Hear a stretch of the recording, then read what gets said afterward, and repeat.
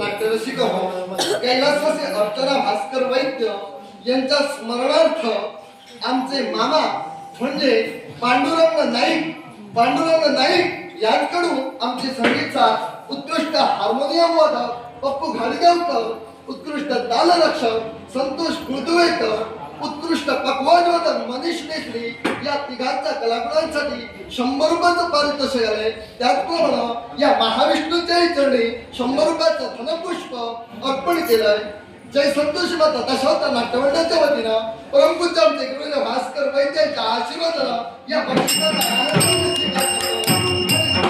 नाही यांची भरभराट असा या महाविष्णूचा सदैव आशीर्वाद.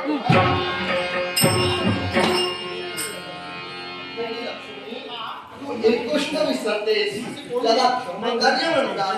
तेव्हा प्रत्येक जीवा दुसऱ्या जीवावर आधारभूत असणारा त्या बेडकाला आता त्या पृथ्वीचा स्वाधीन करणं अर्थात हा सागरदेवाचा अपमान आहे. त्यासाठी जन्मती नाही पटले. तुम्ही सांगता की चुकीचं सांगता.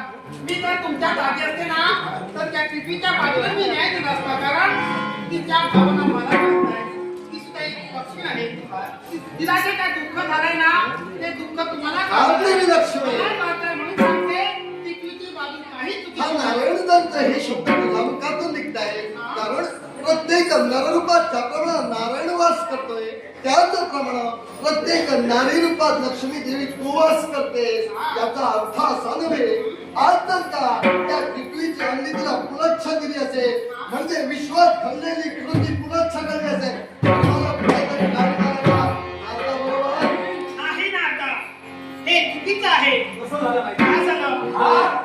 तू अनुयायी कोणाचा?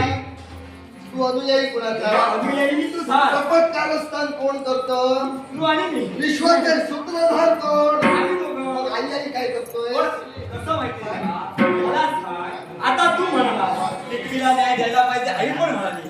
हा निर्णय कसा झाला? हा एकेरी निर्णय. आणि तू जे बोलतेस ते सुद्धा सत्य आहे. तरी देवावर तू बोललास तरी देवा हा निर्णय आहे तो एकेरी आहे. होय ना? पण पतिदेव, हा. तुम्ही जो निर्णय घेतला ना तो एकतर्फी निर्णय घेतलेला आहे. पण तुम्हाला जर निर्णय द्यायचा असेल ना तर बेटाला आणि त्या पृथ्वीला एका ठिकाणी घेतलं पाहिजे. त्यांना कळलं पाहिजे चुकीचं कुणाचं आणि बरोबर कुणाचं हे त्यांना सुद्धा कळलं पाहिजे. पण पृथ्वी नसताना आपण काय करायचं ना? अगं तरी मी या विश्वाचं पालन कर्तव्य असतो तरी धर्माविरुद्ध मागण्याचा अधिकार साक्षाच्या वैकुंठीचा नारायणाला सुद्धा नाही. तेव्हा आज वैकुंठीचा नारायण जे सांगणार ते ज्या क्षणी सत्य आहे. नाही पतिदेव, आपण विश्वाचे पालन करतो देव हा